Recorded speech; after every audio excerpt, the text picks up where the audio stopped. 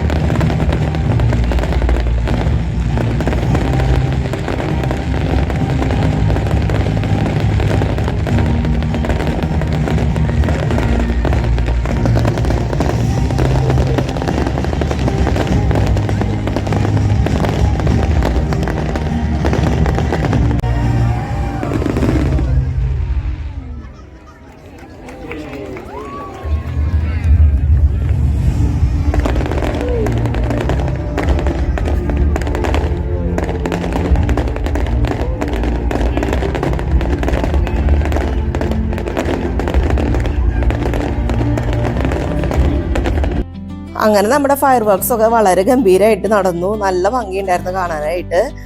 എന്താ പറയുക, എല്ലാവർക്കും ഭയങ്കര സന്തോഷമായി. എല്ലാവരും നല്ലപോലെ എൻജോയ് ചെയ്തിട്ടുണ്ട് കേട്ടോ. നമ്മൾ ഈ കടൽ തീരത്താണല്ലോ നിൽക്കുന്നത്. അപ്പൊ ജോക്കൂനും മാൾട്ടിക്ക് അതൊക്കെ കഴിഞ്ഞപ്പോൾ വെള്ളത്തിൽ ഇറങ്ങണമെന്നായിട്ട്. പക്ഷെ അത്യാവശ്യം നല്ല ഇരുട്ടായിരുന്നു അവിടെ, വലിയ വെളിച്ചോ കാര്യങ്ങളൊന്നും ഉണ്ടായിരുന്നില്ല.